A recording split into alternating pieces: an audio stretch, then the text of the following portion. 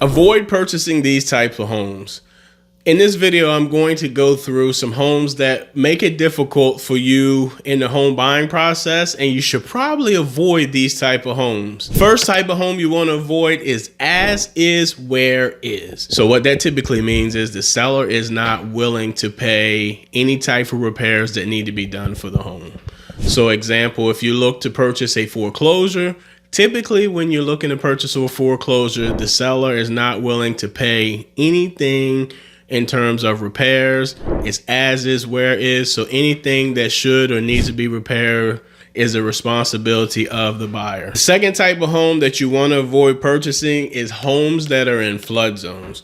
So when you purchase a home that's in a flood zone, you're going to have a higher mortgage payment, or you'll have more expenses.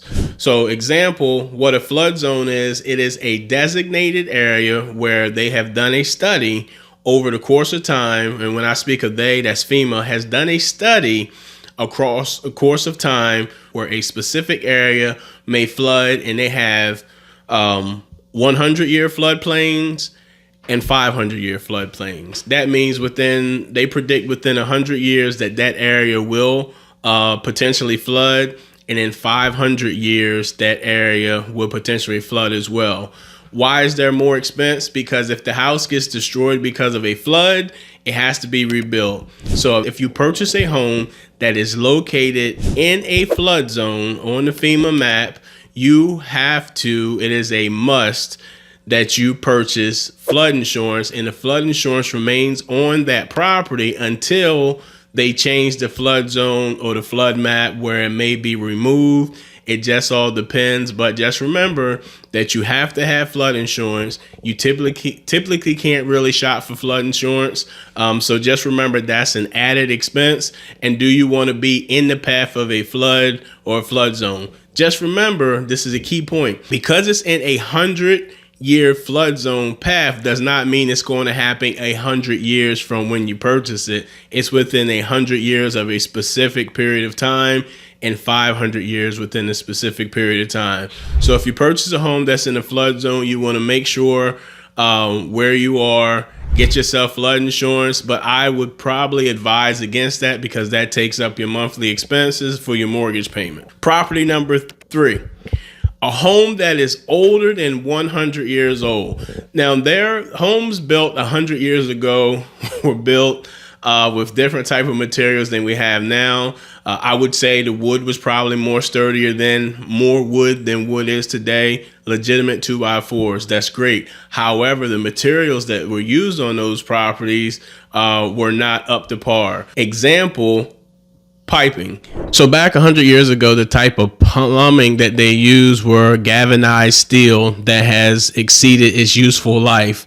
And now you have corrosion and different things stuck in there if the piping isn't used properly and it doesn't flow well, and it's no longer any good for the home or good for your drinking water. Another thing about homes that were built 100 years ago, they probably have asbestos insulation around the pipes that were used to protect the pipes back in that day, along with asbestos siding, along with asbestos that's in the house within the walls. As you can see in this slide, this is what asbestos is.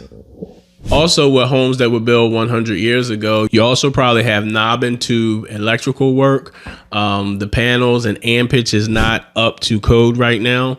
And you also potentially have aluminum wiring instead of copper wiring, and it's not well insulated. So when you purchase a home that's 100 years old, you're going to have to probably have major renovations, and a lot of those types of pipings, plumbing, and electrical work will not pass an FHA, VA, USDA, or conventional appraisal because they need to be updated, which will create problems for you when you're looking to get financed. So another type of property that you want to stay away from and avoid when you're looking to purchase a home is a home that is termite infested. Yes, termite infested. So you can go through a home inspection, the roof be in good shape, the siding be in good shape, the foundation, all the electrical and everything's intact, but you get a termite inspection. And termite inspections are mandatory on VA loans. And I would also, depending on where you're located, I would also recommend you get a termite inspection on the home, because all of those things that I mentioned previously could be in great shape.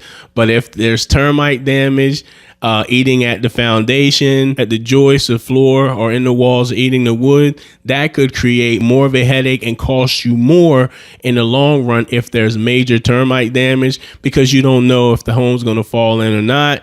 You also want to make sure that if the home has termites, you find out where, and if it has been treated, and get a copy of showing where the home has been treated for termites. So another home that you want to avoid buying or purchasing is a home that has water damage, which has been, whether it's been in a flood, or the house has flooded because of busted pipes, or because of the way it's situated, and it has water in the basement or water in the crawl space. You definitely want to stay away from those type of homes, because they could cost you major problems, especially if they have mold and mildew in the home. You want to see if you can have it remediated. And typically some people say, hey, the mold remediation is simple as spraying bleach on the spot and wiping it off. Well, that's not necessarily the case. You want to make sure the basements have sump pumps, that it's been treated with French drains possibly. But you definitely want to avoid homes that have had water damage or have water damage when purchasing them, because you're going to have to spend major money repairing, treating, and remediating those homes. Here is another home that you may want to potentially avoid purchasing: a home that is done by an inexperienced flipper. So what it is a flipper is a person who buys a home, typically under market value. They do some upgrades to the property, and when they do upgrades to the property, they try to do them for the least expensive as possible. They may cut corners. They may do it themselves. So what you want to do is you want to make sure that you definitely would get a home inspection on this property. And you may want to ask who did the work. And if you're in an area where you know different contractors and reputable people, and see if that name rings a bell. You also want to see if any permits were pulled on the work that was done to the house, as well as getting names and numbers to the contractors who did the work. So if something were to happen, you would want to see if they would come back. A key thing is also potentially seeing if the builder or the flipper, the person who renovated the home, is willing to give some type of guarantee on the work that was done in case you run into some issues. So those are the homes that I would avoid purchasing in the home buying process. So coming from the lender standpoint, you definitely, no matter what type of home it is, no matter what type of home that you're looking to purchase, you definitely want to make sure you get a home inspection and any other kind of inspections to protect yourself, and make sure that the home inspector is licensed and has some credentials, as well as possibly when there's things that are notated on your home inspection, that is looked at by a licensed and bonded contractor to make sure that everything has been done properly and correct. I'm Kevin Jefferson, the People's Lender. If you're new to the channel, do me a huge favor, hit the subscribe button. If you have questions pertaining to purchasing homes, or you would like for me and my team to give you a buyer's consultation to purchase a home, the link below is to contact me. Thank you and have a great day.